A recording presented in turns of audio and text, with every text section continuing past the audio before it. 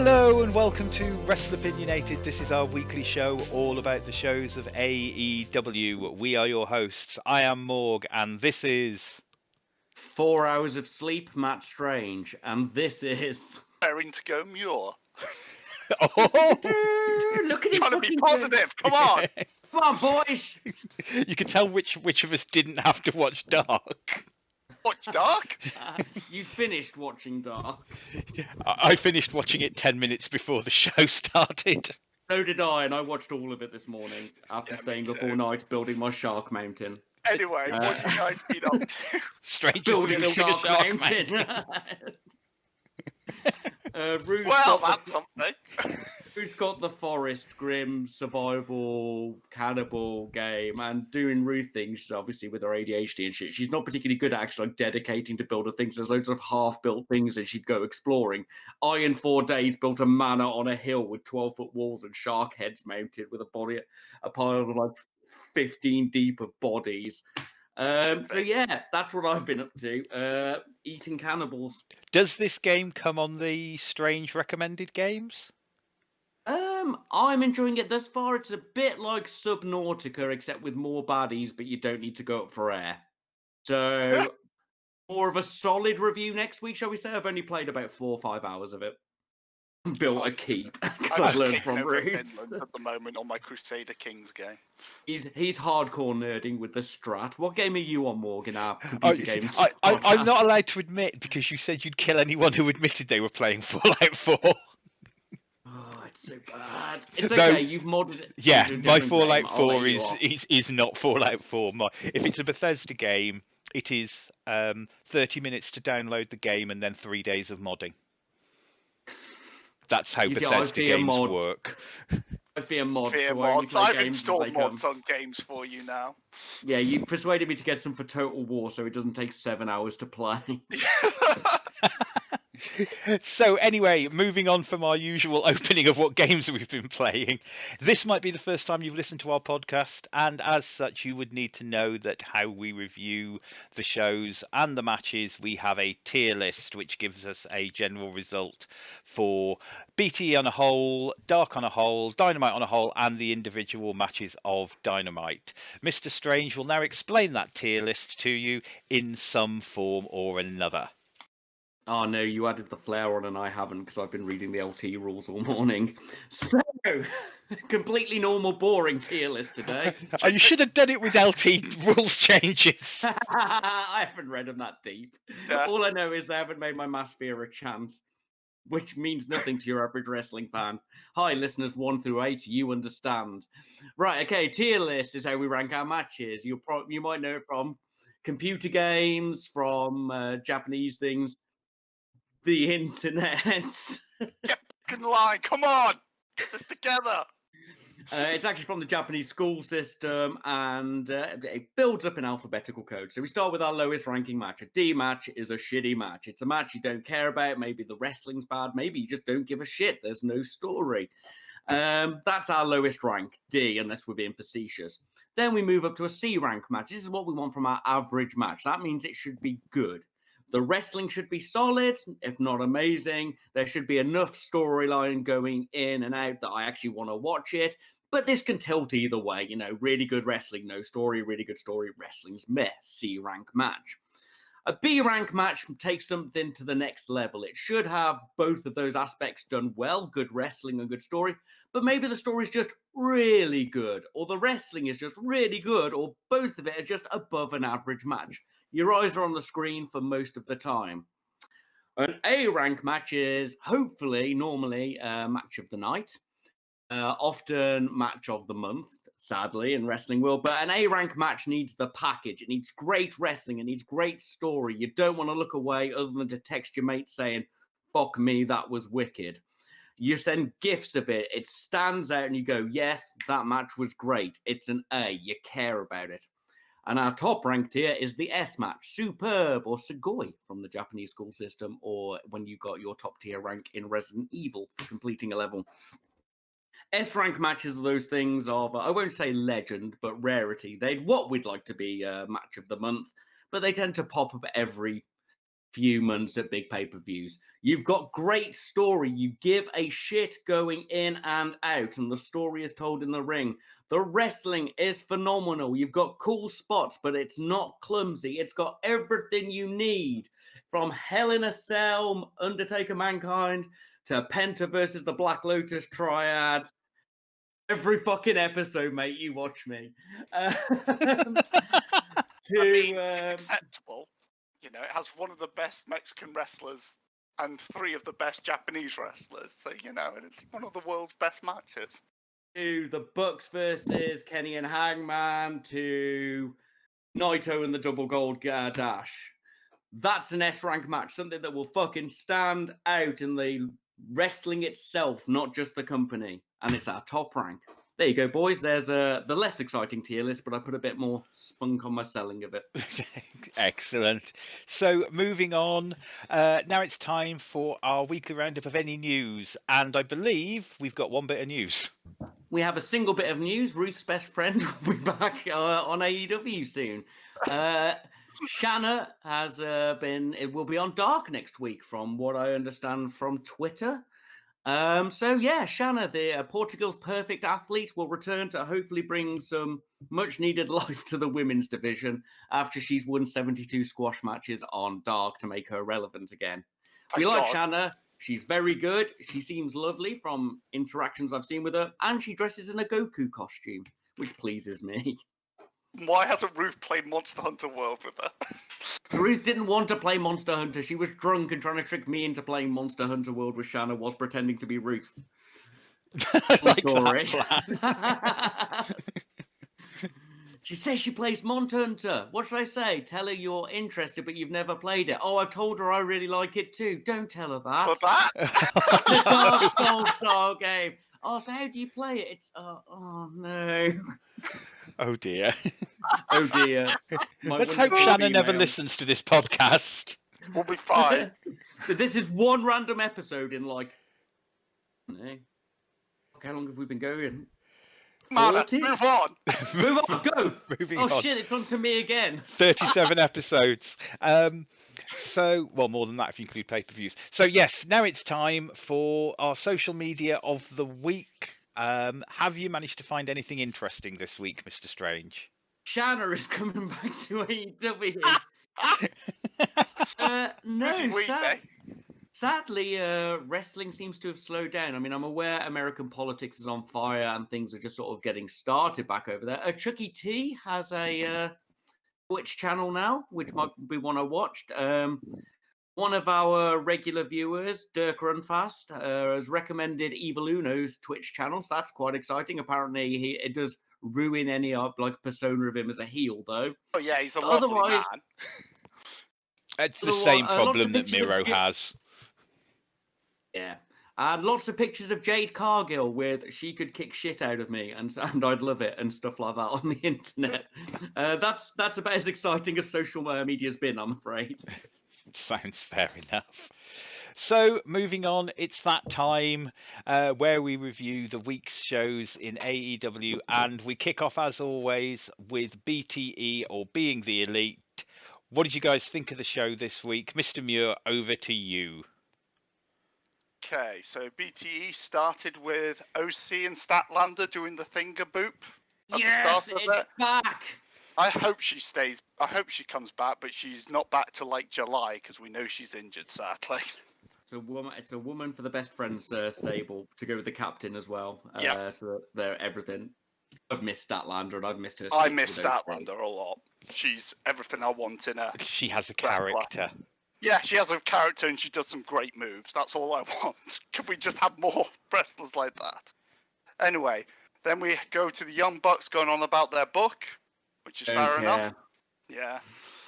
Then we had the Lever and Kip segment, which I enjoyed this time because Kip made the comment of saying, "Oh, I've got one of those new fancy controllers that just flashes instead of turns on to full light when it's connected," taking the piss out that they don't have them connected. I thought that was good fun. And he loses again. Then we move on to Anna just coming into the Dark Order changing rooms, beating up Stu, getting a water, then leaving. That made me laugh. Everyone else Anna just goes, beating up Stu, I don't know why. It just gets me, it pops me every time. and it's just everyone else is just like, "Hi, Anna," as he's just fucking flung across the room. He sells It's not like hell for her. Yeah, It's he not does. okay. We shouldn't allow bullying in this day and age. It's not fair. Oh, I support bullying in certain situations. I support bullying when it's Anna J on Stu, and that is it. I think it's a good thing I was lightly bullied out of being quite the level of nerd I was in high yeah. school. We can all agree or disagree on what level of bullying. On is the correct bullying. level. It's not a podcast about bullying yet, though. Until we bully it into being one. Yeah. Then Sorry, we move Neil. on to the Young Bucks going to find their book in Barnes and Noble, I think it was. Oh, it's that sketch with the action figures, but with books now. Yeah, I'm so excited. Okay, let's move It on. was in the romance section though, which was pretty funny because it looks, it does look a bit like a woman's. It does look like a Milnes and Boons book, doesn't it? It does look like they're looking at each other's dicks. Just saying. Then we moved on to Kenny with his suction cups on his back, which looked fucking awful. Oh, mate. that is just. Oh. No, Yeah, no. that was not. Yeah, moving on. Right, and then we moved on to Nakazawa making more people botch by applying more oil to the ring. I quite like this as a way to get knack matches and to get his gimmick over. Like, I honestly, in that Miro match, thought that Trent slip was part of the leg work that Miro had been doing all the way through. Yeah.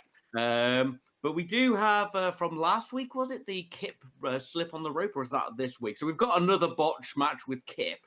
I think it's a good way to get Knackers comedy matches with people who can enjoy them. Exactly. And, you know, the ring is just so freaking humid. These poor wrestlers don't stand a chance, so, you know. Yeah, I like it. We cut to the segment with Trent just going, "I'm going to kill this motherfucker." So powerful. Then we move on to Brandon looking for spotted monkeys, in the bathroom, which Kaz then gives him abuse for because this is their segment. I like Kaz's segments. I like Angry Kaz, segment. and I like Kaz as a wrestler, so it's a win-win. I'm quite liking these as almost a replacement for Matt's terms of the inside. Yeah, it's basically explaining inside terms for people if they don't understand them. Yeah, and they've now gone for some of the slightly sillier ones. Yeah. Then we had the Dark Order Thanksgiving section, where they all said what they were thankful for. Stu saying that he was thankful that Anna didn't hurt him too much this time. Yes. 5 saying that he would be thankful for friends, but he doesn't have friends. He's got a best friend now. Yeah, he does. I don't think that anything else happened in that segment, really. No, it was just them being little. Ken with his white dust that makes him really strong. Yes. I think that was just a nice feel-good Thanksgiving section. Yeah, I think it is important to Americans as well. Yeah. We don't really absorb the relevance as much as others. So good for them. Then we had Top Flight and the Bucks having a talk. And Matt Hardy then interrupts, saying how I'm calling him Ego Matt Hardy. I don't know if he has a proper name yet. It's Iconic Matt Hardy, I believe. Okay. I will. It's in the Dark review. Dynamite review. Yeah. So Iconic Matt Hardy basically taking credit for fucking everything, including Penta's Zero Fear. What else did he claim? When he was fucking under the mask. He was just everywhere, wasn't he? Yes, mate. He was just claiming that everything was his in wrestling, which I fucking loved. I'm loving it. Yeah, this is a good gimmick for Matt. It's much better than man who talks to camera. Yeah. And then we had the one chip challenge that went on for ages. Trent was going to win that. Ricky Starks no-sold that chip, but Trent was going to win it. Because Ricky Starks cheated. Lad. Taz saying, "Come on, Ricky, we need to win another fake belt," was the best thing in the world. So good. We need to win another fake belt. Fucking good. I love when wrestlers don't take themselves too seriously. It's great. And I think that was the end of And we BTE. finished with Trent vomiting because he ate the other half of the chip. Yeah, Yes. yeah. I think it was solid enough. I don't think it was amazing, but I think it was funny and good. Like a good C ranked one. Like, I nice think it was a C. It was solid. Nice and I average. enjoyed it, but it wouldn't be like, oh, you must see this bit, you know. It was just solid entertainment for 30 minutes. So Anyway. there you go. An overall C for BTE. Now we're going to move on to Dark. If you listened to last week's episode earlier this week, then you'll know that this Dark was quite a long one at 2 3/4 hours nearly. Jesus. Yeah. So yeah, it was. we are going to change, after we have had some advisement from one of our listeners, we are going to change the format of reviewing Dark a little. We're not going to discuss every match. We're going to just quickly run over, and then we're going to pull out the match. Strange's recommendations. We need a name for that, like the Stark remarks. Zach was our famous listener, Zach Hardmeat, or whatever we called him last week, gave me a list of suggestions to watch. So I might just steal that off him next week. It sounds like a plan. For this one, I've just sort of picked up on the key things I think which will alter, knowledge of the AEW, shall we say? Yeah. So our first match was a new Wabbins. Yeah, what? Bypress versus Swole, which she was quite high on the goth tier. I spotted her and the other black and white haired lady in the crowd on the actual episode. I pointed it out. Yeah. Did she get a gothic score, Morg? It's something you'd understand. Yeah, not bad. Is she vampire enough? Oh, definitely. She's a 2000 AD vampire. She definitely trad. Yeah. Either way, this for a start match was actually pretty smooth. It looks like they had some familiarity between them. It did have the shittest cloverleaf ever at the end from Swole. Yes, mate. But the rest of it was good enough, though, wasn't it? Yeah, so if you're intrigued about the new Women, see that. Then we rolled into probably a match I'd actually recommend. Solo and Lee versus the Beaver Boys. Blessed Beaver Boys doing their character work with their great combos and getting the other people over. They always get the other person over. That's my favourite thing about the Beaver Boys. They always give them tons. And they've got just a fucking great set of sequences. I do think Lee and Solo both need wins now, and Johnson's Blue Thunder Bomb is fucking immense. It's beautiful. Probably, isn't it? That's probably one I'd say to watch. I kind of enjoyed that. There may be some other matches in the middle I haven't paid attention to. My next note is on the Lever promo. Her top was awful.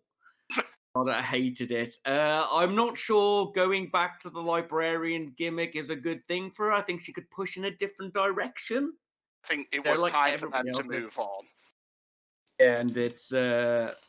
now she's the librarian. I don't know. Do you boys have anything to say on where? No. I didn't really get anything from that other than the fact that she doesn't now need Peter. Lever's not a bad promo, was what I got out of it. She needs a better gimmick than they really should have just used her indie gimmick now. She should have just started dressing up. Yeah. Cosplay we don't would have worked better. There isn't anyone. I mean, I know that Sheeda is also known for cosplay. But you could have given Lever her proper gimmick where she comes out cosplaying as other people. She could have come out as other AEW wrestlers. She's really good at it. I've been watching a load of her things on the internet, on YouTube, of her coming out as Kenny, as her Undertaker one. There's a social media to go and hunt for, actually. Lever Bates comes out as the Undertaker. It is brilliant. Her OC was good as well. Her Orange Cassidy I enjoyed. I haven't seen that one. I bet that one's really good as well. I might have to look that one up. So yeah, all I got out of this is that Lever is a good promo, and why did you not give her original indie gimmick, which is a really good gimmick? And there's lots of female wrestling fans who are probably cosplayers, because wrestling is quite a nerdy fan base thing, and certainly in England. And don't wear that top again. Right. My next noted match, fashion advice from grey-haired man in red fucking jumper. Next possibly recommended match, depending on what you like, is Nakazawa versus Trent. So I wrote down as NJPW versus DDT. It was. That is exactly what it is. And it's Trent's fault for never doing a round in DDT. They had a lot of fun in the ring together, and they were actually quite good. If you're not into the slapstick bullshit, it's not for you. But if you can get into it, especially with how much Taz loves Nakazawa. Fucking loves him. Find yourself someone that loves you as much as Taz loves Nakazawa. Trent massively overselling the pants when they came out. It was just great. Great for me, not for everybody. These two had chemistry. Didn't they? There's a feud. If Nakazawa was higher up the card, there would be a feud here. I mean, Trent a long-standing feud. Yeah, no, I'd be down with that. So yeah, that's another recommend from me. If you enjoy the slapstick, if you're a serious media wrestling man, don't tarnish your view of Trent. Red Velvet got a squash match, so she's on the up. That's all I've got to say on that one. We've got to make a higher tier for this Brandy plot. Tully and Spears did a promo confirming that Spears is evil. I think that's pretty much all we can say about that. He did put his shitty smile on, though. Is it time to build the Four Horsemen now? Is Spears sort of sailing out on his own? It depends who your fourth horseman's going to be, but maybe they've dropped because they've. So one thing I noticed was they threw up a symbol. I think there's an FTR promo in Dynamite, and they throw up a 3 instead of a 4, and I was like, well, that's actually a bit more. I'm more interested now. But where's they're gonna have to be the Holy Trinity for their biblical reference. Yeah, that'll do. All right, okay. So from there we rolled into Lance and Jake, which I it was a bit weird and camp, but I kind of enjoyed it. Camp in a theatrical way, not in a. Welcome to 2020, where I have to clarify these things. Everything, yes. I quite like Jake saying he was an honest prick. I liked Lance saying he was Godzilla in Tokyo. I'm not. If I was going to humble brag anybody I'd beaten, I wouldn't have thrown Marco out there, though, Lance. I'm just saying it on there. I did quite like the "if you think you're hard, come and fight me," and I think that's where Lance should be. If I'm honest, just be a monster character that's just roving. Even if they do read a bit like an evil version of the Chuckle Brothers. I did this. I did this. I did this. Yeah, I mean, I like it, but you know, a bit weird. You boys got anything to add on the old Lancer Rooney? I just enjoyed this promo. It's just kind of fun. Yeah, it was fun. I liked the not one-upping each other, but one-upping each other. So they were very much obviously on the same page, but they were kind of... So it built up Lance really well, because you heard all those classic things that Jake did, and then you get... what Lance is doing now. So yeah, I enjoyed this promo, and Lance is once again starting to grow on me now. Good. I know you hate the idea. I actually more on this later, but I would like to see him as the monster face I've been waiting for in AEW. Oh, Morg. Right, moving on. Kylan King got a squash match, and she's got quite a cool finisher. Which means Kylan's going up the ranks. Hooray! I didn't actually watch the match because it had Chanel in it, and... Yeah, fuck it. Oh, you know. Unless either of you boys can say it's good. It was all right. Yeah. It was all right. Chanel. Yeah, it's not... Chanel is not, you know, she's serviceable in the ring. Kylan's good. It was all right. It doesn't get the... It was all right. It was an all right match. It was slightly above what that. Yeah. It was slightly above that.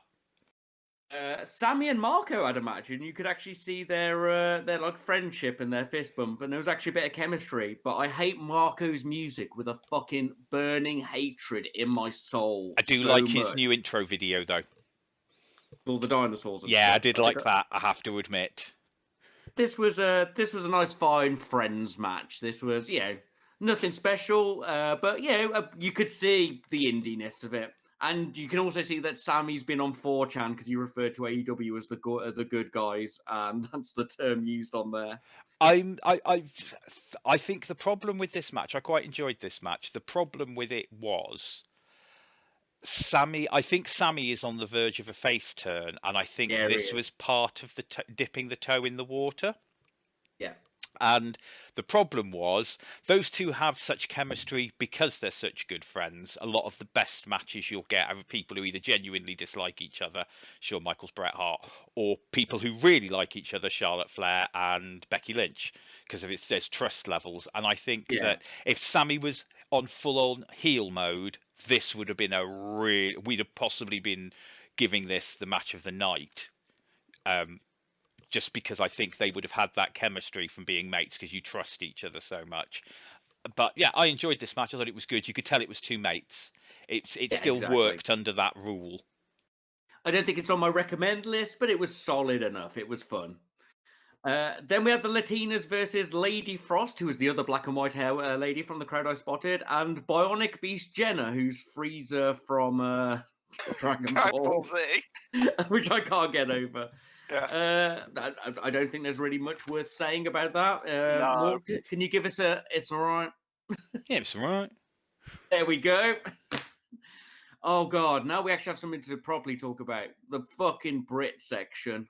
God, no. Oh, I hated it. It started really well. Well, my comments are exactly this in order. I hate this. What is Rebels Laugh? He's not great on the mic yet. I'm losing the will to live, and thank God the Acclaimed. And they didn't even rap well this time. I just like them. They just appeal to my too cooliness from the 90s. Yeah, it was not good, this was like WWE level crap, and it was worse than generally their segments are, in my opinion. I liked it started off, and I liked Brit's faux that character. I think Brit's character came across well. Her bits about not getting people's names wrong. Hey, Rebby. Tyres Conti's mic work is not brilliant. There was a nice opening moment, and then it just fell apart a bit, and my world turned grey and slowly began to melt away as I saw the horror behind reality in this sketch. Just give Britt back her vignettes. They were great, basically. Don't do this. Don't do this. Yeah, somebody else needs to have the interview segment. Yeah. From there, we got Guns versus the Jobber Squad. Just obviously trying to build up, not Austin, Colton Gunn. And honestly, I don't necessarily think this one's worth watching. I only watched it for my love of guns. Billy made Bononi look great. Otherwise, it was solid, and you could see Colton's the weakest of them. Did do a Faymaster though called the Colt 45. Something. Just be the Faymaster. I'm sorry. Jurassic Express versus Super Panda. Now, you'll often hear me use the term blessed indie match on this podcast. This is the first time I've ever wrote down cursed indie match. God, this was awful. It was just Luchasaurus fighting his mates, and Jungle Boy happened to be there, and I don't think it was a particularly good match. No. I only watched it for its raw indie power. The highlight of this match was Taz, Excalibur, and Starks on commentary. I don't think I was even listening to them. I think they were the absolute highlight of this match, going on about the Red Panda, and I spent more time listening to them. As much as I criticised Eddie for being distracting a couple of weeks ago from a match that was good, I found these guys distracted me from a match that wasn't as good. And they distracted me in the right way. I was in absolute fits listening to them. There was lots of big actual laugh out louds. I mean, the Raptor was actually doing something in the kitchen when I was watching it, next to where my computer is, and she just was looking over every couple of minutes because there were proper laugh out loud moments. But yeah, it was saved by the commentary. Watch this for the commentary. Turn off the match. Just listen to it. Then we had the Acclaimed versus Jobbers. I only noted this down just because it's a squash for the Acclaimed, basically. And I'm feeling the rapping. I think Caster's got back at it. I'm quite excited for this new tag team, but the match was skippable. And then I think we actually have a couple of matches I'd watch. Oh my God. I versus Seidel. Seidel got his character working. Great cruiser waiting through it. Seidel's growing on me. Watch 5 versus Seidel. It's both of them doing what they should be doing with somebody who knows how to take it. Good. I mean, it's nothing special in the storyline department, but I actually really enjoyed this. Yeah, it was just good. Anything to add, Muir? I heard you speaking up in the middle, but I just talked. Really enjoyed that match. I thought it was just a good classic, cruiserweight match, and I really enjoyed it. And it, got Seidel over a bit more, which is always good. So I think that was a match that is worth watching. Awesome. You guys might disagree with me on the next one. I'd also say Fuego versus Avalon is actually kind of worth watching. I watched it and enjoyed Definitely. Definitely. I like Avalon. He's got his new character over. His new fucking sexy saxophone music made me piss. Fuego's over just because he's great. Avalon's great. Perfect size for each other. Well worth a watch. It's another strange recommends. You should watch this if only because of watching Avalon's reaction at the end. Yeah, which was amazing. And if like us, you were invested in the Bravalon story, this is the real tie-off to that story, in my opinion. Yeah, completely. Boys, look how quick we've sped through Dark with our good advice. We're on the last match, the mighty tag between Chaos Project, the Dark Order OGs, and the Midnight Express. It was all right. It was all right. Midnight Express have got smoother on some of their moves. The light slapstick of Chaos Project is only growing on me, if I'm completely honest. The screeching and the unwilling weapon Serpentico. The Dark Order are obviously great. Those boys are brilliant. There was actually a cool spot I liked, which was Joey drop kicking Uno into everybody else like a bowling ball. And then there was a spot I didn't like, which was a Doomsday device. This made me angry. This made me actually angry. People have been bitching about this Doomsday device all week. Yeah. Look, Sonny, I know Tony listens. The Doomsday device, you don't quite have the mass for it, but you've got quite a good leg lariat. If you did that off the top into it, probably work really well. Yeah. I really like Serpentico. Dark Order are great, but otherwise, it was all right. So yeah, a bit of a weird one this week. Like, I can only realistically hard recommend, like, watch the Beaver, Silver and Reynolds versus Lee and Solo if you like them. Watch Nakazawa and Trent if you like comedy stuff. Watch Sammy and Marco if you like those two, but if you don't bother realistically. Watch 5 versus Seidel and watch Fuego versus Avalon if you're into that. But honestly, I can only hard recommend Fuego and 5 and Seidel. So yeah, difficult to give it a score. I would say it was a C because nothing other than the Brit segment was terrible. Remembering that the Jurassic Express match is saved by the commentary. But I would say it's probably a C, but it's a D because of the length. Give it a D. Because of the length. Just exactly that. Like, I like a nice bowl of Crunchy Nut cornflakes. If my bowl of Crunchy Nut cornflakes was 10% Crunchy Nut cornflakes and 90% cardboard from the box of Crunchy Nut cornflakes, I would enjoy the cornflakes, but the overall experience would just be fucking bland. Or bran flakes with with Crunchy Nut cornflakes might be a better, explanation. There's a lot of bran flakes in there and not enough Crunchy Nuts today. Hi there. That's strangest fair. Simile of the day. So, yeah. Unless you have anything to add, Mr. Muir? Actually, I think it was 3 hours. I don't want to moan about that because we moaned about it enough. But there was some good matches that we pointed out, and I think you should just go watch the good matches and enjoy yourself. I think that's the best thing I can say about it. Yeah, they put up most of the matches individually on YouTube now, and there's usually some handy guy. If you do watch Dark and you don't scroll down to the comments, it is usually worth scrolling down to the comments because there is usually some really nice other fan who's put the timestamps in for all the matches. Usually. And then a day later, they release them all individually and like 15 different things. Yeah, just watch out our recommendations because we know better than Tony. So moving on, time for this week's Dynamite. We open JR, Schiavone, Excalibur on commentary, and the opening match, Hangman Adam Page versus John Silver. Hangman wins with the buckshot lariat. Something is going to happen afterwards. We'll discuss that afterwards. What did you guys think of the match, and what score did you give the match overall? I'm going first because I fucking loved this match. This was probably my match of the night, would you believe? Fist bump. That fucking strong start. It was just a blessed indie match. We had heel light Hangman. Where's he going? Fucking Silver slapped his ass at one point. That made me piss. When Silver caught Hangman's fucking step up jump move with a kick, it was great. The pace was solid throughout. Hangman still has a beautiful running shooting star press that is just immense.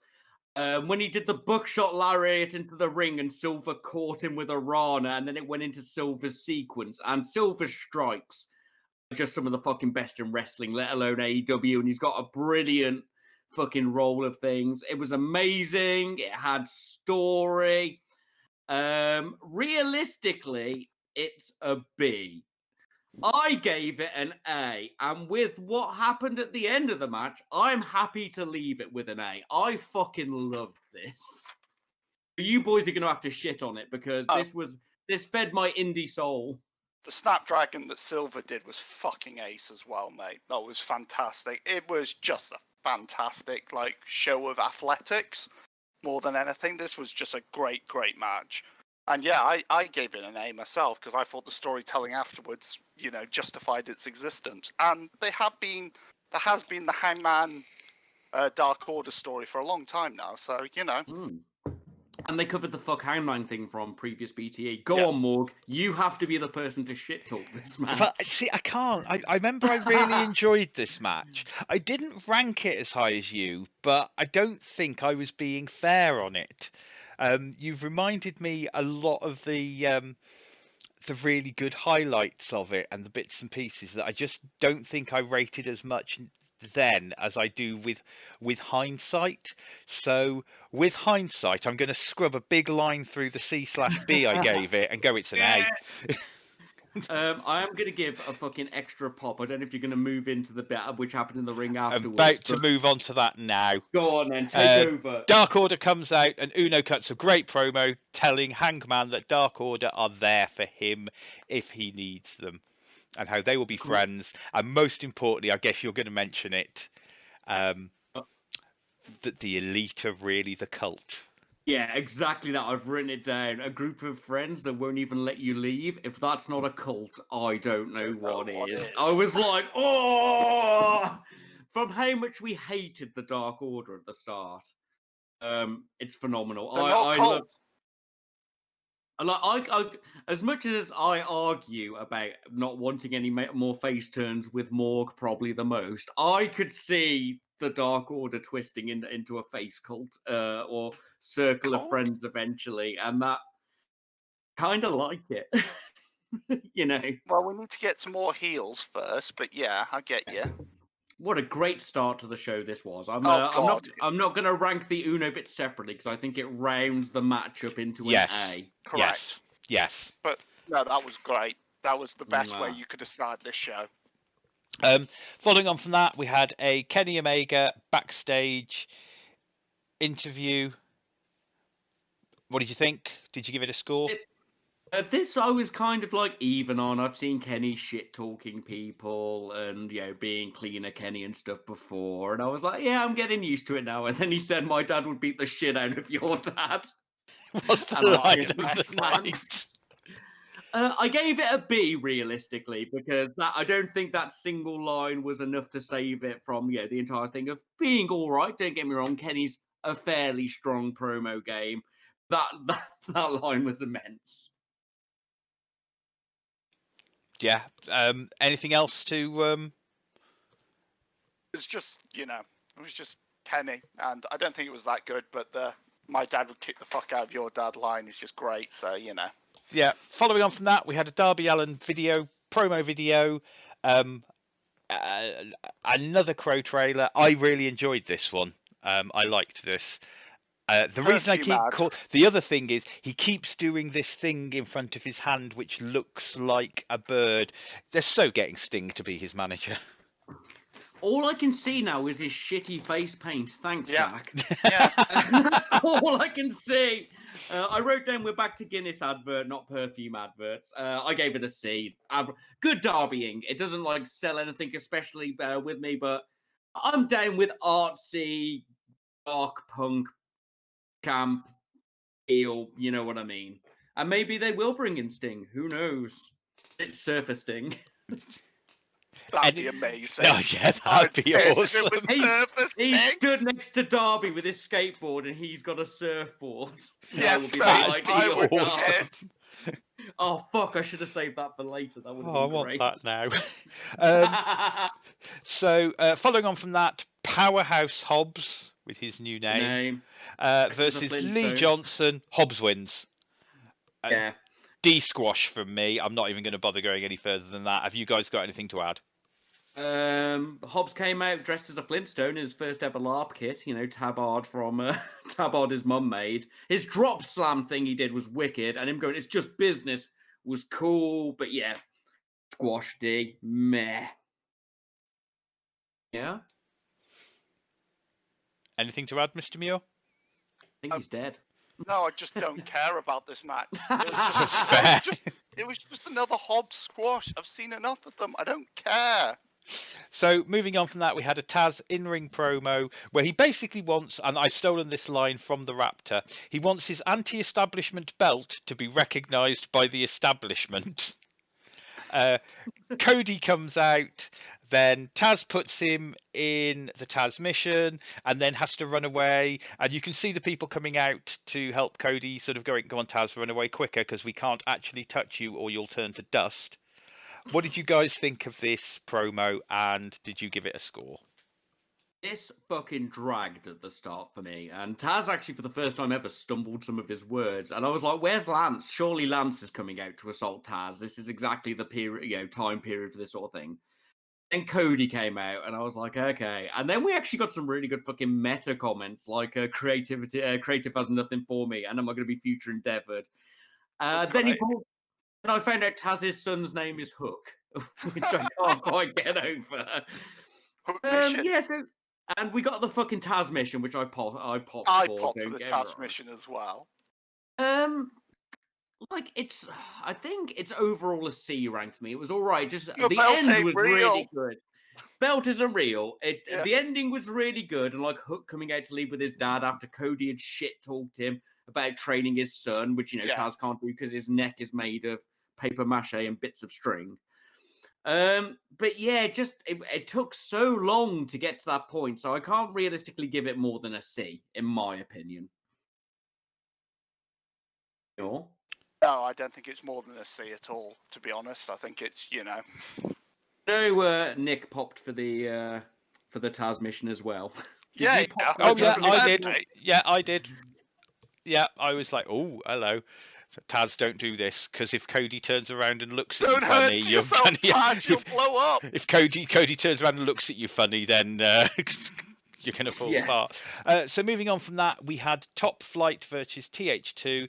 TH2. Whoa, you've got ahead Oh. of yourself. We had Oh, Eddie sorry. promoing. I was looking ahead. We had an Eddie Kingston backstage promo. Next, what did you guys think? I really like this. I thought this was good. I think it shows the dynamic between Mox and Eddie in a sort of like, Crim honor sort of way. That wasn't me sort of thing. And it took Eddie on the back step, so that was kind of cool. But I didn't rank it, but I think it's worth mentioning because it's nice to see the actual interaction between those two. Yeah, exactly. Not just this is over now, disappears out of existence. Yeah, I like how storylines linger, which is always nice in continuity and all that jazz. All that jazz. Right, you can take back control again, Morg. Yeah, then we had versus TH2. Top Flight. The annoying thing about that was I was checking my notes just before to be ready for the next bit and was going to comment on how I really liked Mox coming out. And although we had a very cut down Eddie promo, the whole thing made a more interesting nice and set up later for something later. Top Flight versus TH2. TH2 win by submission. Angelico won't break the hold, and Bucks run in for the save. I'm not going to bother keeping the last bit. Overall, what do you think of the match? What score did you give the match? Really good again. Had a really smooth start, and I wasn't hating Angelico. I complained about his submission-y stuff a bit when we first got into this. We had a great chain wrestling start. It didn't slow down too much in the commercials, and it was just all fucking smooth.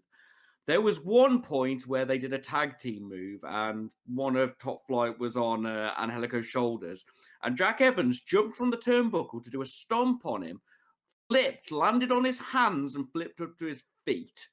I was like, what the fuck is that? I've seen Mayu do that. That's one of her moves off the top rope too. It's fucking immense, ain't Yeah, it? but Mayu's like 4 4 stone. stone. Yeah. No, I'm not trying to take it away from Jack Evans. I'm just saying I have seen that before, and it's such a cool move. They had a bunch of great work on the ropes facing the camera, and their Top Flights flip into the ring with the tope through, and then they're really good. Hey, Koneho, Suicida bit. Yeah, combo. Obviously, the Fat Jack Evans with assistance can do a 450 from standing. Is fucking It's stupid. ludicrous. Stupid. He breaks physics. I don't like it. Evans dropped near the end for near the pin. The older of Top Flight, I can't remember their names yet, I'm afraid. He pulled him off the apron, and that guy hit the floor so hard. He just went. I don't know if you could hear that over the mic. I hope you could. This was really good. I gave it a B. I'm intrigued about the story. The wrestling was solid. It just, wasn't quite as mind-blowing as the first one. I'm really excited for Top Flight, and I'm really excited we're seeing more of THT. I'm glad THQ got a win as well, That's quite nice. Mate. So, it's good. It just wasn't as good as the box match, I think, is the only downside you can give this match. It was really solid, and I enjoyed it thoroughly, but it just wasn't as good as that other match, I think that's more credit to the Bucks than than 100%. anything else. It's just how good the Bucks are. What score did you give it, Mr. Muir? I gave it a high C, but I'll push it up to a B because, I think that's fair on it. I gave it a B/C, so it was getting a B anyway. Yeah. Amazing. Wicked.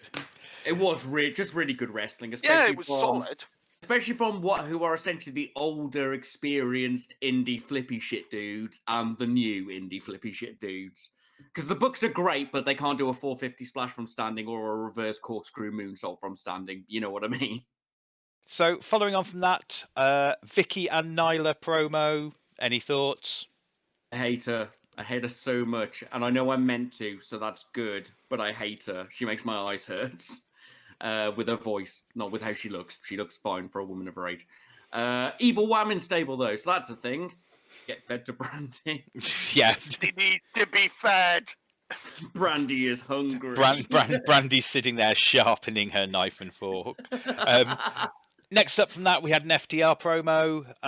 Again, any thoughts? I don't really care for FTR, but I really like the music in the background. Cool Western. Thank God they've got Tully. Tully makes them for me. Maybe if they come back with a stronger gimmick than what they entered the promotion with a really sort of good gimmick with. We drive about, drink beers, and beat people up. And then they sort of became terrible champions. So I'm willing to see where this goes, but it's more of a teaser for me, shall we say. And I need to look up the track. Yeah, it's all right. Following on from that, SCU versus Jericho Hager with the Inner Circle. Jericho and Hager win after MJF hits Chris Daniels with the ring and Jericho hits the Judas effect. What did you guys think of the match? What score did you give it? This was slow. Slow but smooth. Yeah. Jericho and Christopher Daniels were the best together in this, if I'm honest. They fought like two veterans. It was a very traditional. This was like a WWE match in sort of the actual wrestling style and what was going on. Very much ground and pound. Yeah, a lot of heel shenanigans. Christopher Daniels sells so hard for people. He puts over everyone. I got really excited to message these boys that Kaz did Naito/Tanahashi's forearm, which is one of my favorite moves in wrestling, which is where you hit the ropes. You don't like run and do anything. You hit the ropes and you come back off at a 45-degree angle, and it just looks wicked. And Kaz did that. Then he had a cute little sequence in his massive springboard leg drop. But in all honesty, it's just to see. Hager didn't really do any moves. Like, it was smooth and it was solid and it was a fine wrestling match, but nothing special. What you boys can add? I can't add anything to what you've said. It's just, it just was a bit slow for me.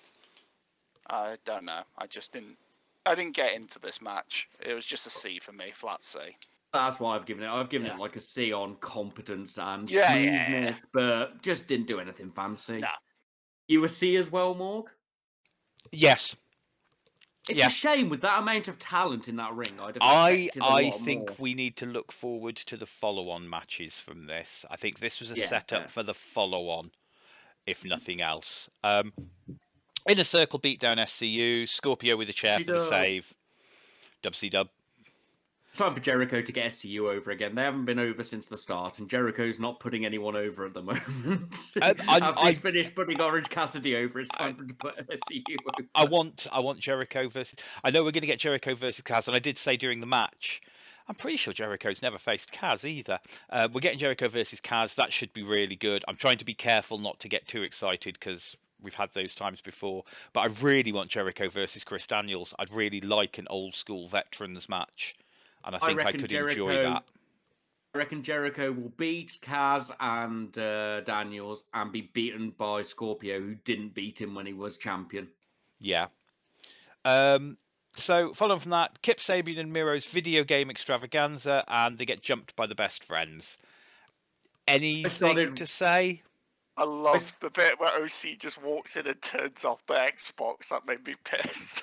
I started rolling my eyes when I was like, "Oh, cool, the computer people." Oh yeah, I know.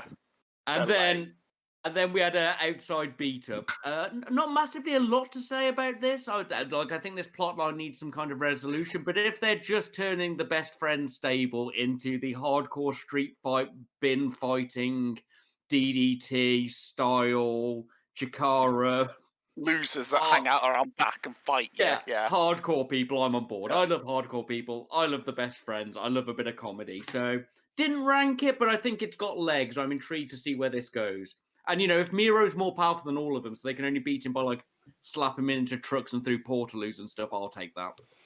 Yeah, I think, see, I was quite down for an idea. I mean, talking about a replacement for the Brit thing, I think the two of them playing a video game with somebody could actually make an interesting, it's not necessarily something I want to see on Dark Dynamite or BTE, but it might work really well as a little thing to chuck out on AEW games every now and again. Yeah, I got you. So I that piqued my interest for this could be an interesting segment, a bit like their own version of Up Up Down Down, where they can sit and chat while playing video games with somebody. Because we know he got a lot of gamers backstage, but it was an all right segment.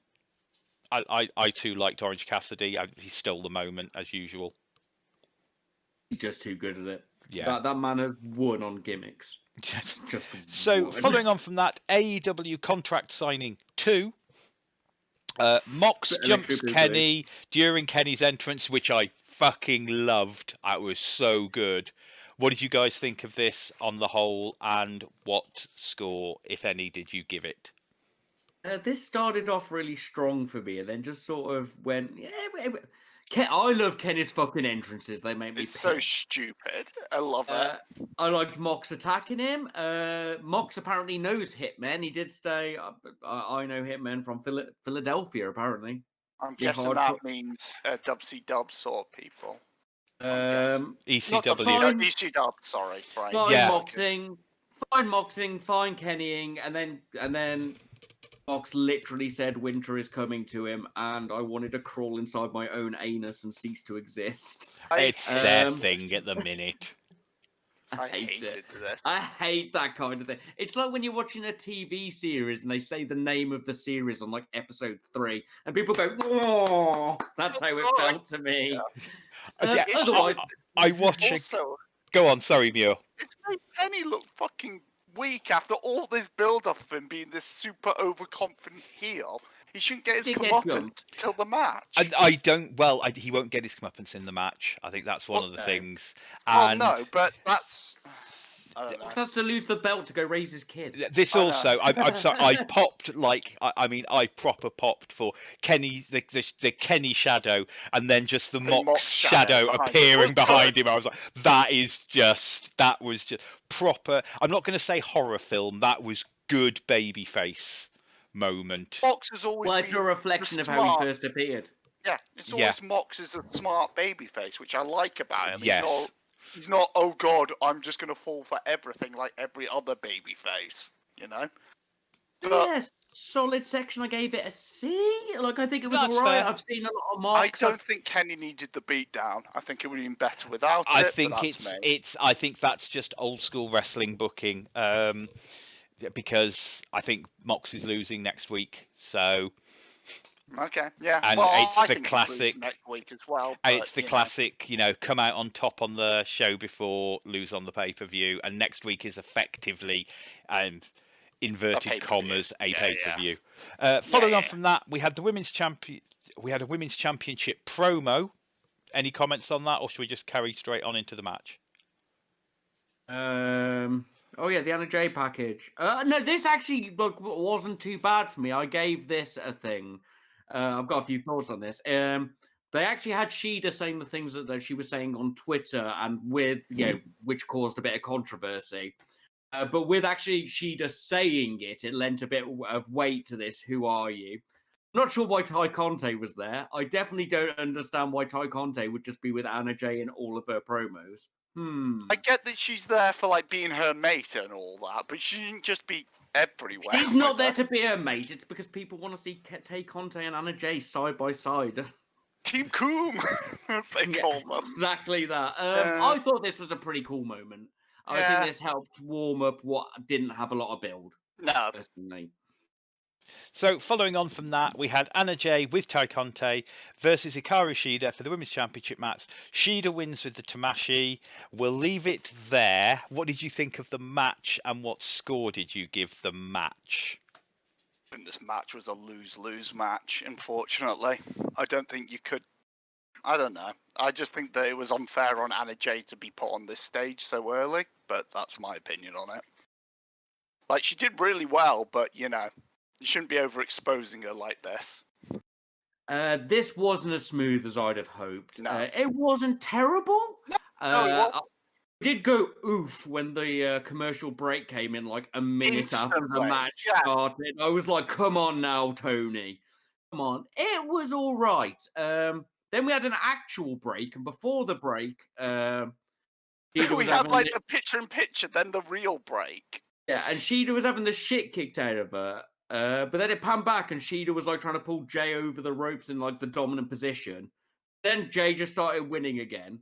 Then Jay went to get a chair for some reason, even though she was winning. And I've never seen somebody so against somebody getting a chair as Ty was to Anna. She screamed no when she went for the chair, like, no! Like a child had died or something. Yeah. Like Shotzi getting a Um, tank run over. I'm not Interesting sure. pickup. I'm not sure where this goes. I'm liking this two best friends. One of them's actually Heel, not one into. for face. Yeah, Yeah. I'm liking that. I wasn't How long sure can it whether Ty was just doing a distraction for the ref when she was saying no, so that they could get the kendo stick in. So that didn't help. That suddenly made me go, so have we got this slightly more interesting story with these two best friends? One of them's a heel, one of them's a face. Because Ty keeps on trying to not let Anna cheat and trying to stop her, and has some quite good facial expressions when I remember when Anna jumped Red Velvet. Her facial expressions were properly like, Anna "What are Jay you just seems a doing?" little bit unnecessarily evil. Like, she jumped Red Velvet for no reason. Like, there was no join my cult or we'll beat you up. They just beat her up. And in this match, she was winning, and she just suddenly went, "Get me a chair. I have to be disqualified," or something. I think Anna's character needs a bit more polishing than, for some reason, she does incredibly heel things when they're unnecessary. Yeah. Overall, what score did you give the match? I gave it a C. I don't think it's worth any better. The ending was a little bit clumsy. The story was, although built up with the video, I'd argue the video package before was better than the match on like production value and telling me a story. So yeah, I can't realistically give it above a C. I'm afraid. C/B from me, Mr. Muir. C at best, Yeah. unfortunately. Oh, he's the opposite end. No. There's a reason it got a B. Yes. It's got a C/B because after Anna Jay and Ty leave, Abaddon's music hits. Abaddon returns, crawls out to the ring. Shida sells it like Triple H seeing Mick Foley turn into Cactus Jack. And this was my moment of the night. It was wicked. I hope Abaddon is ready to put on a top tier show and her injury is healed. That's the only. I love Abaddon. I love her gimmick. I love Joshi's versus horror characters is always fucking hilarious. They're great. Joshi sell them properly. Yeah. I just don't know if Abaddon's ready. This could be me being overly cynical, but we've seen she's been a bit clumsy before, and we know she's recently injured. So they're either going to need to drag this out and have her terrify Shida for a bit whilst they get comfortable with each other, which would be cool. You know, like Shida goes back to the changing rooms, Abaddon's in a locker. That's what I want. I want a proper horror story, Abaddon. I don't care if Shida wins overall in the end. Build this up over some time. Do not have these two facing each other next week on Dynamite. And Shida is the only person who has properly sold Abaddon being this scary creature. This is both times that Shida has been, even the first time when Shida beat her, Shida is the one who sells it the best. Her facial expressions are Japanese wrestlers, mate. Yeah, so good at selling this this zombie monster that's coming towards you. I still think this is another poor decision. It's like, keep rolling out the green women. And we have to see. Hopefully they'll drag it on for like 3 to 4 weeks while Shida and Abaddon have a lot of training matches together, and we get some, horror skits and vignettes and stuff. Yeah. And it'll be a wicked match. I don't know, to be fair, I don't know which other babyface females you could have had to build Abaddon up, because I think Statlander would have been one. I don't think, who else is our babyface women? Brandy. See, I think Brandy could probably do it because she's got good facial expressions. I don't think taking a loss to build the heel character. I don't think you can hurt Red Velvet with it, and I think the person who's the best one to not be scared of her would be Swole. Yeah, I thought you meant who she'd have a fight with before, not who we'd scare her with. So who would you, to build up Abaddon beforehand? I think Abaddon coming out and just out of nowhere and fucking bleeding from the mouth and stuff is good enough for me to accept it, as long as the match and payoff is good. Brilliant introduction to what we're gonna get. Don't fuck the delivery, basically. So, following on from that, iconic Matt Hardy promo. What did you guys think? Survive, thrive, win. I love it. I think this is a great thing for Matt. I gave it an A. I really enjoyed it. He's far better as this character. He's just great as this, like, shitty, It's just big money Matt, but with arrogance as opposed to dollar. And in all honesty, he's got enough history and stuff in the business to sell the character. Yeah, I really liked it. Gave it an A. Yeah, I think the only other person who could do this gimmick is Jericho. They both have. Exactly. Yeah.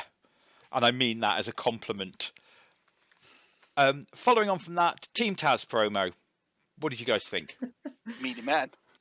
You may speak, Cage. Cage shouldn't speak. He's too lovely. Yes. With his how is a man that muscular so unthreatening? Like, he said it at the screen, and I was like, I am not intimidated. And that man could literally fold me into a tiny cube and put me in one of his cupboards. I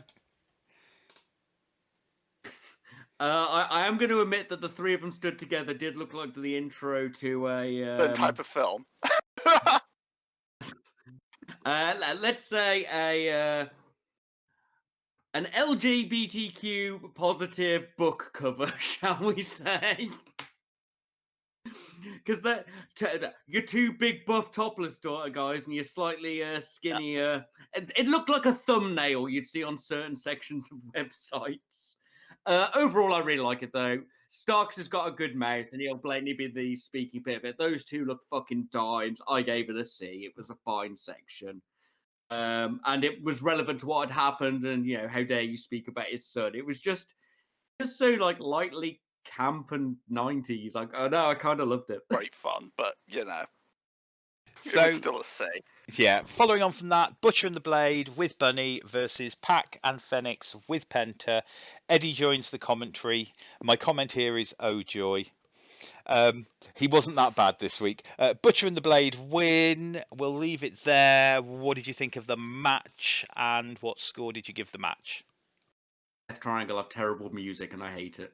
Yeah, they do.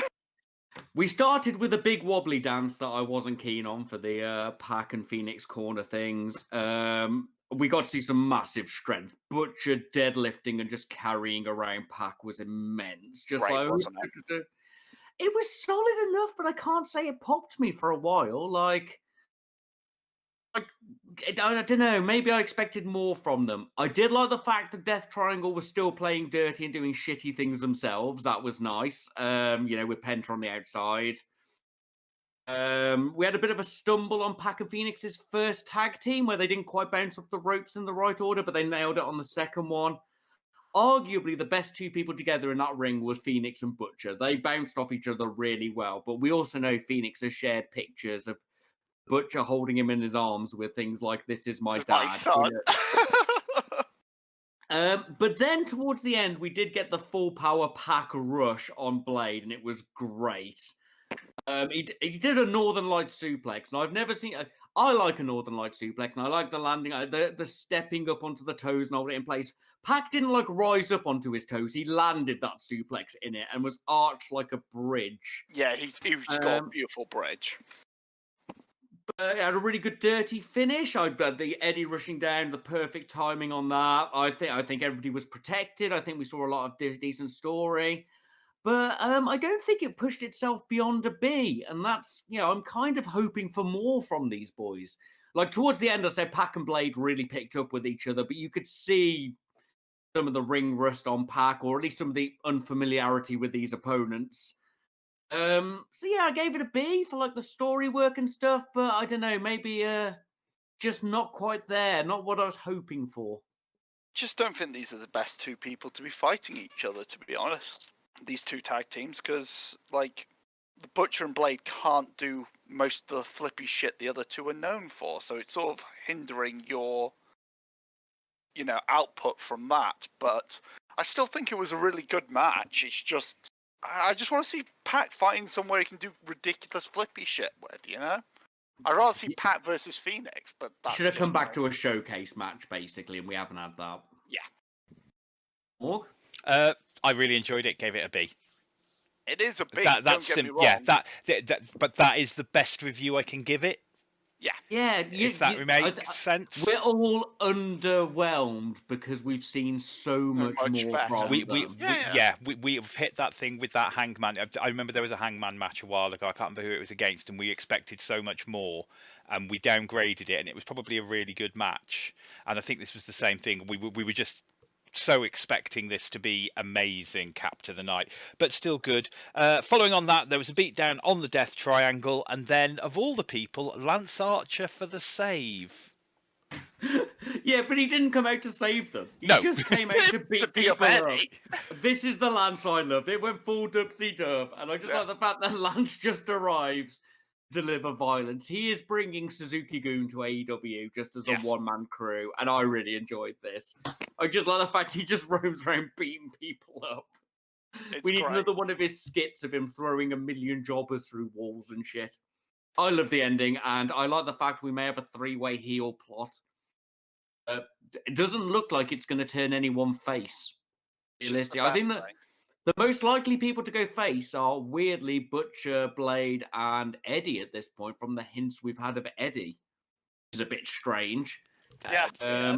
Interesting. I just see Death Triangle as being a tweener team now. That's what I'd love, but they did cheat in that match. But If they go into shit, that's what a true tweener team does. A tweener team, you know, you fight the bad guys, but you cheat against the bad guys.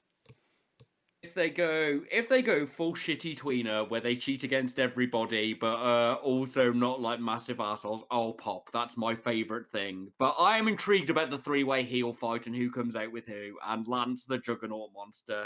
It has my attention. So overall, what's our score for this week, Mr. Strange? We've got fucking loads in here. It's been a busy week. We've got 2 A's, 3 B's, 6 C's, and a D. I don't want to say it's a C. I think I had more fun throughout this than this lets on. This. I enjoyed this show. I think it's a high C, but I'm willing to round this up to a B. I think this was a good episode of Dynamite.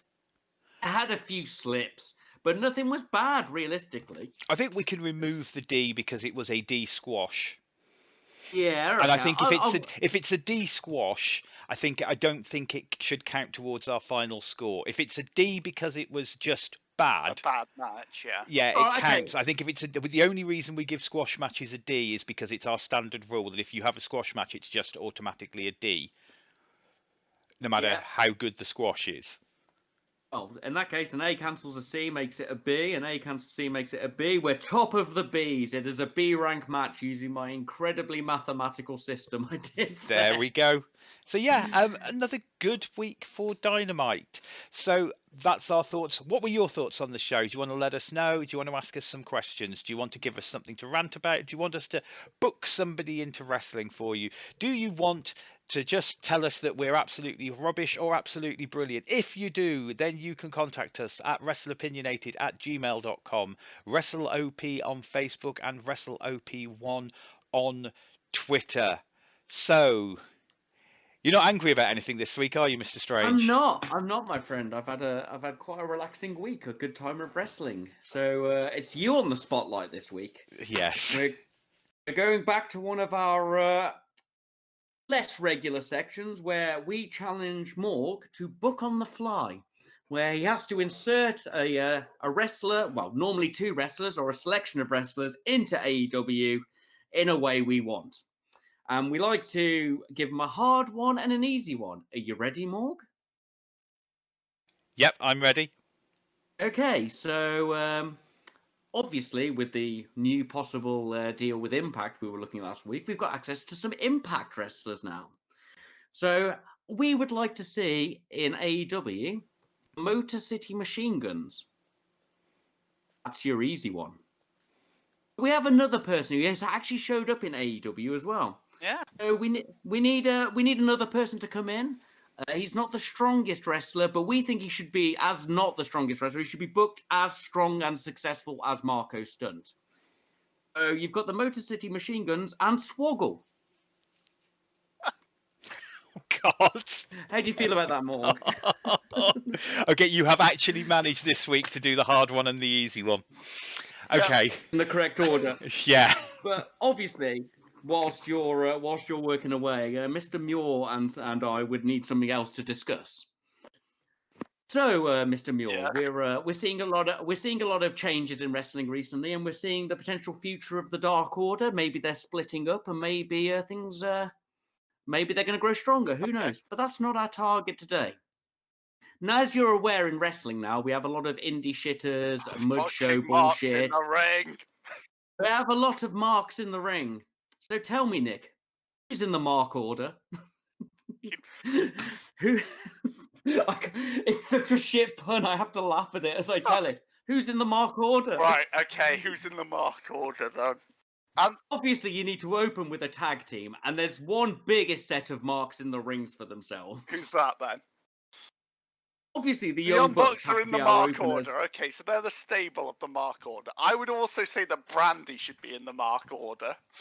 But we have to reveal the Mark one at some point. The Exalted Mark. Yeah, the Exalted Mark. So we obviously start off with our lead Mark order team, the Young Bucks. Okay, who will be bringing this through, who enter the ring with a horde of creepers, little chubby Americans in Young Buck shirts. I need to cut across you quickly. I know who the reveal leader of the Mark Order is, and I want to book that. Okay, we'll build up to the revealing of the Mark Order leader then, and then you can announce them. But obviously, then, whilst the Mark Order's growing... Oh God, they're just all wearing Bullet Club shirts. I can see them now coming down. They have to recruit another younger jobber tag team to rise up to the status of Supermark, don't they? Yeah. Oh God, it's just Private Party. Oh my God, we can't do this sketch. They've already done it. No, we're fucked, mate. We're fucked. I would argue that who are the biggest, youngest Marks? Jurassic Express aren't Marks, but Marco is. Or Private Party, because then we could have Private Marky. You see what I did there? Is there anyone actually named Mark? Anybody named Mark I don't think there is. So they recruit Jurassic Express. They've got a trios. And things are rising up. The Mark Order is growing. You just talk some. I'm too busy laughing at myself. Right. Okay. So we obviously have to have someone from the women's division added to the Mark Order. I would go with Brandy or Big Swole, because Big Swole is a massive mark for herself also. She's always going about how swole she is, so that's pretty marky. We joke that Tony listens to this because we've had so many appropriate things happen. I swear to God, if we get the shit kicked out of us when they come to the UK. So the Mark Order is... How are you doing, Morg, by the way? I need to know how long I'm keeping this going. I'm pretty much ready, but... Right, okay, I'm gonna build up to your announcement then. So the Mark Order obviously need to take on the king of self-marks. Is there any bigger self-mark than the grandson of a plumber? Realistically. They're not after that TNT title. They want that. They want to be the marked one. The king of marks. The exalted mark. Maybe if it will make them the Smark. Obviously, the members of the Mark Order aren't strong enough to take on Cody because Daddy eats first. So one day the lights go out. Morg's favourite. Cody's in the ring, marking for himself, and the lights go out. The Mark Order music hits. Send for the Khan. Send for the Khan. Who comes out, Morg? Why, Mark Calloway, The Undertaker. Oh! Just a couple of Mark break. I was really hoping you didn't put anyone called Mark in it, because that wasn't going to pay off. Oh, rides out on his motorbike and it instantly becomes a cinematic match. That'd be baller. I'm not going to lie. It's 20 minutes trying to do old school.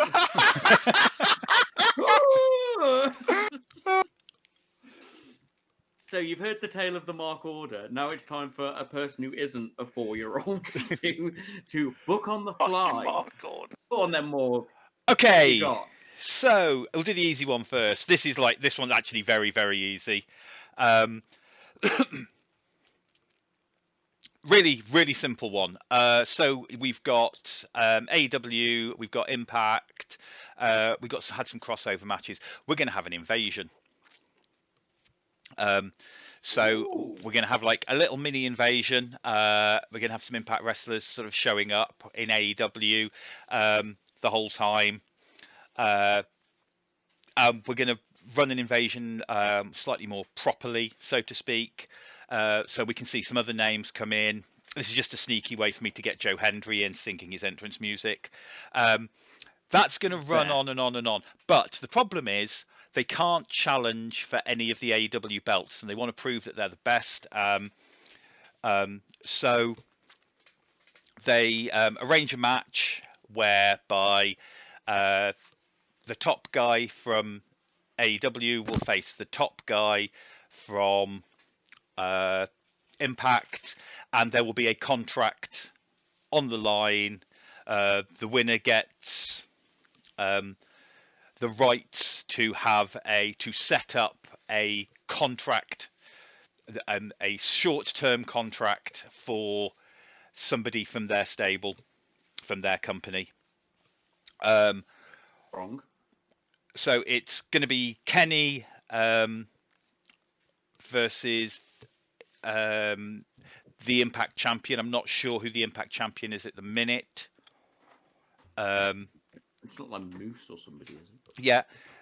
Impact's going to win. They're going to win through shenanigans. During this time, there's been a feud. FTR have got the belt back.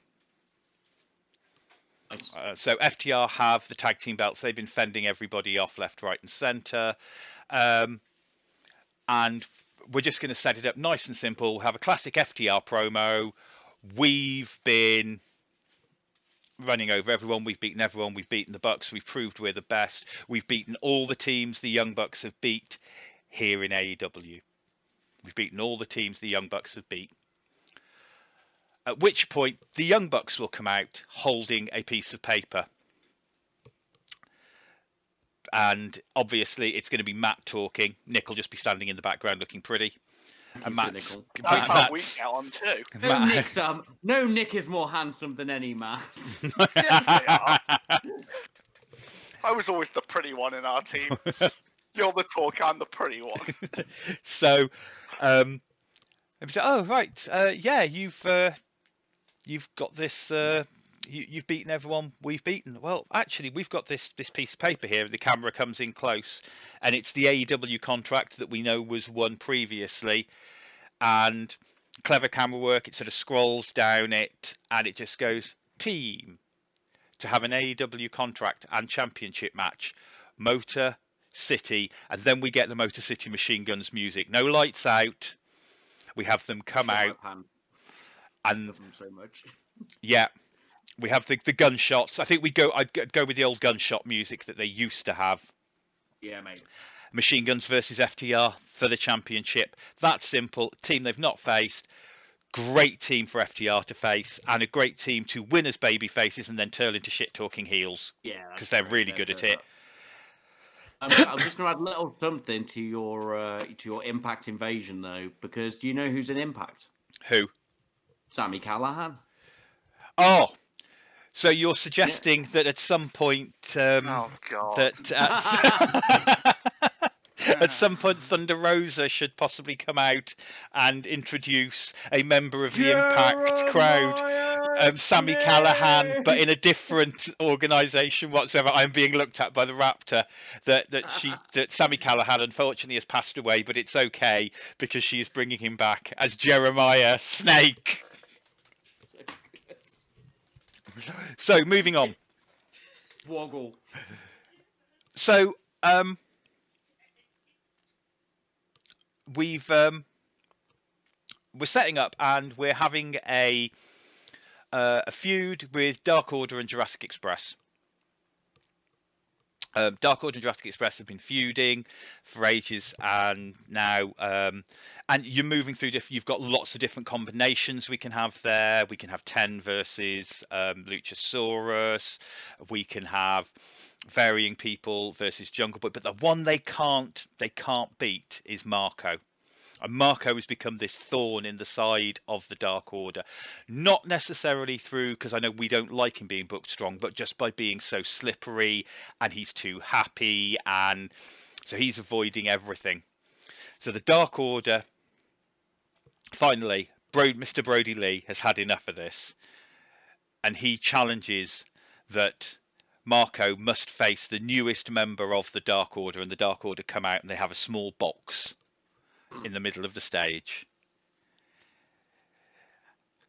and Marco's there and he's looking a bit sort of nervous, and they rip off the box and there's a cage and it's got like a black cover on it, and Marco's still looking a bit nervous as to what's going on.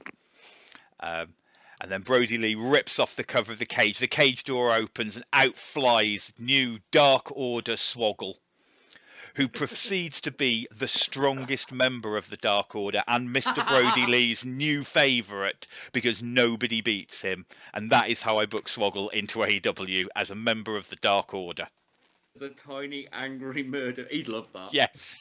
And honestly, he'd probably call himself something like Swoggle Kind and go for a Mankind gimmick or something. Yeah. He loves that fucking shit.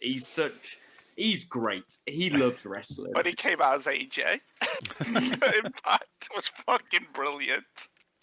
Good work, though, Morg. I accept and grant both of your bookings acceptance into our expanded world for AEW Massive Explosion, our backup show that we haven't mentioned in a while. So, moving on from me booking random things, Mr. Muir, what have you got for us to discuss and chat about? Right, what I have for us to discuss is, well, sort of two things. Like, one was choosing how number one contenders should be done and what we think's the best way of doing it to push championship matches. And I thought we wanted to discuss about belts a bit. I can remember discussing that, but I'm not sure. I think if it comes. I believe this basically becomes we know the absolute best way to decide your number one contender, and it's to do with the sexiest belt in wrestling, which no longer exists. So we can probably get it from Rodriguez's cupboard for $17.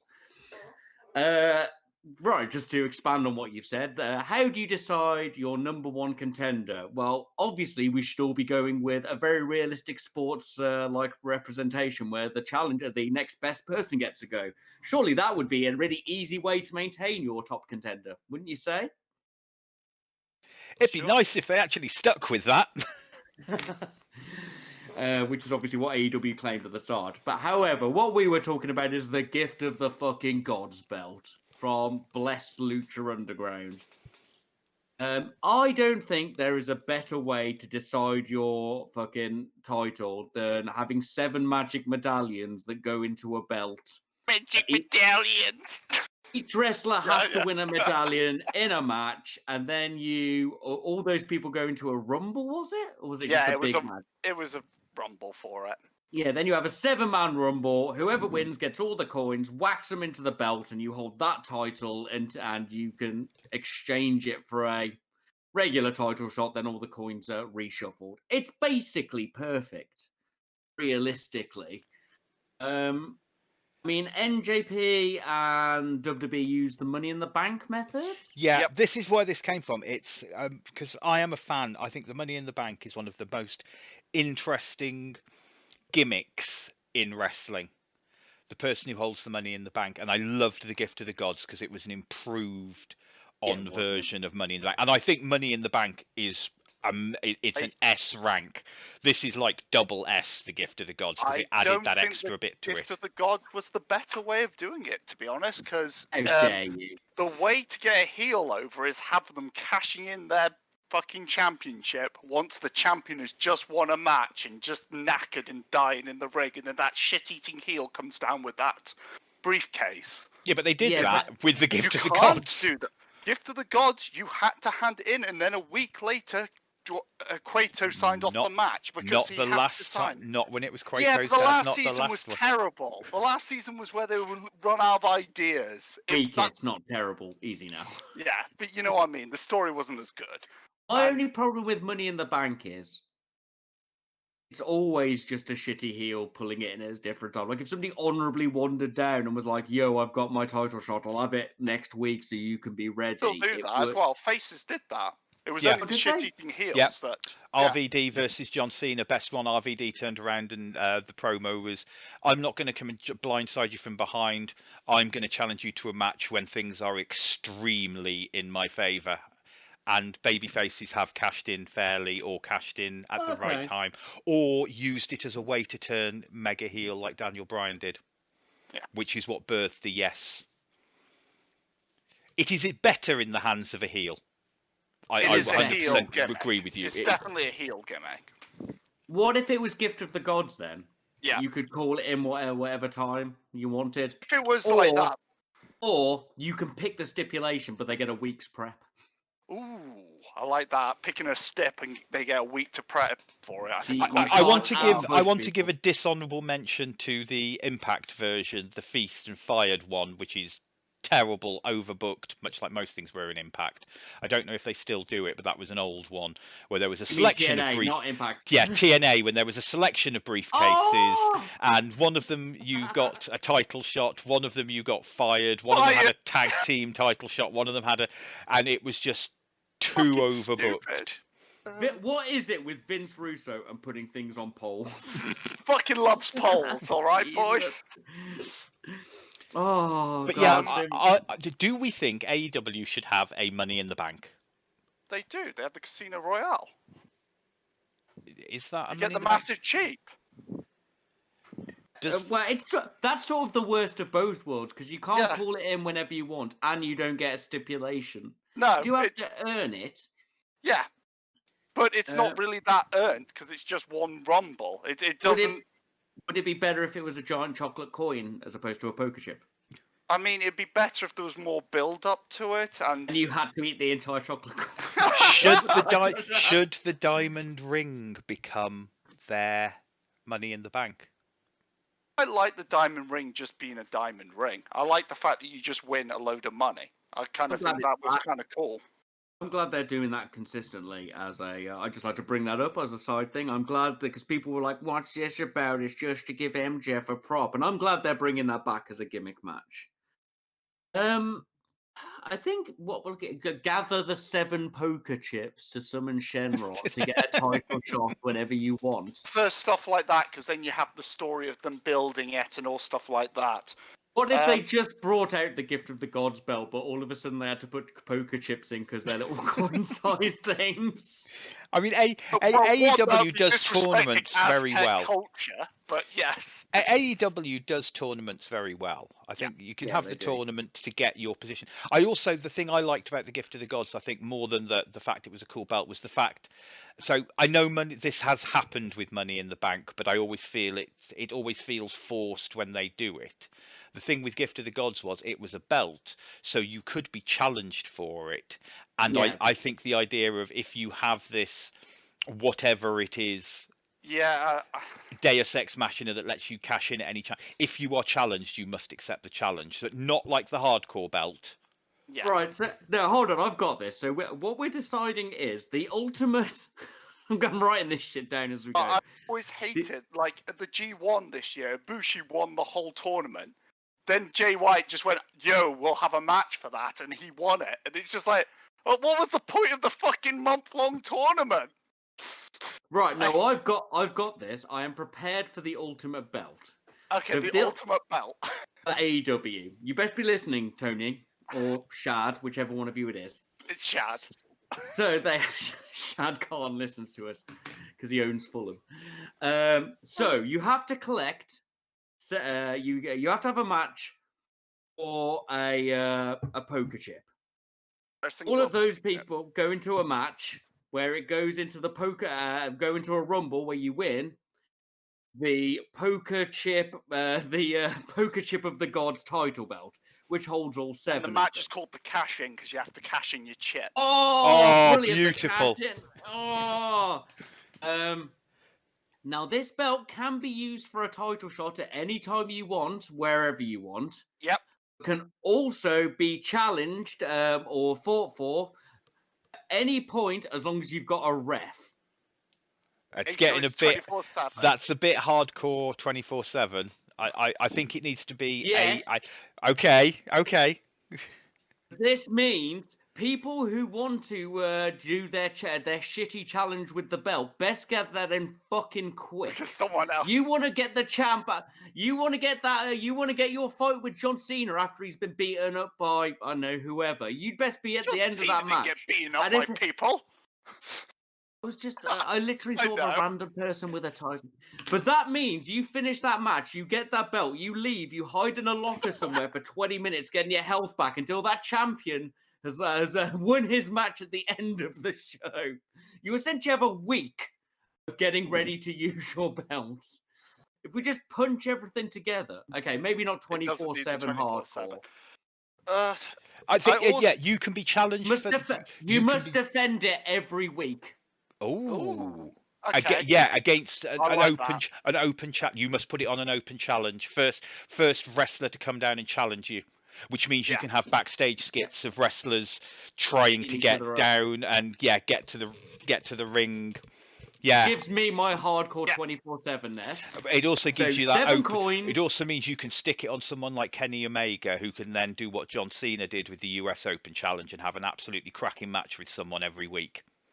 and get a Yeah, load you of can young also have guys the over. cocky- You can also have the cocky face or cocky heel just going, yeah, I don't need to cash in. I can defend it every week. Blah, blah, blah, blah, blah. You know? Yeah. Well, what a discussion. We've created the ultimate belt. You get your 7 tokens. You have a Royal Rumble after you've fought for them. And those tokens themselves can be fought for. Some arsehole could drag this on forever. They go into a Royal Rumble. You go put them into the belt and the cash in, which is a fabulous name. You have to defend it weekly, but you can cash it in at any time. It's perfect. There we go. I We think just won the discussion. Yes. We just won it. What's the discussion? Oh, we should do this. Oh, we're all right. Chad, Cool. make it happen, lad. Chad, make it happen, Chad. so. There you have it. That's our show for the week. We'd like to thank Anchor.fm for hosting the podcast. If you want to listen to us, find us. We are Wrestleopinionated on YouTube, Spotify, and Anchor.fm. Over to you, Mr. Muir. Right, thank you very much for listening again. If you want to send us any information or anything you'd like us to talk about, please send it to wrestleopinionated@gmail.com, WrestleOP on Facebook, or WrestleOP1 on Twitter. Thanks again for listening. Over to you, Strange. Please do send some shit in. We work well with stuff to bounce off. Otherwise, we just talk bollocks like this, and you get About the mark order like the wholesome Chads. Hold on, let me remember the things I've got to say for the algorithm. Please like, share, subscribe on YouTube. Click that little bell thing, whatever that does. If you're on Spotify or Anchor, apparently they use the same ranking system, so click whatever the likey button on that is. We very much appreciate you listening to us. Thank you for your time. Back to you, Morg. We need a little robot that just says that at the end. So all that's left to be said is goodbye and good night.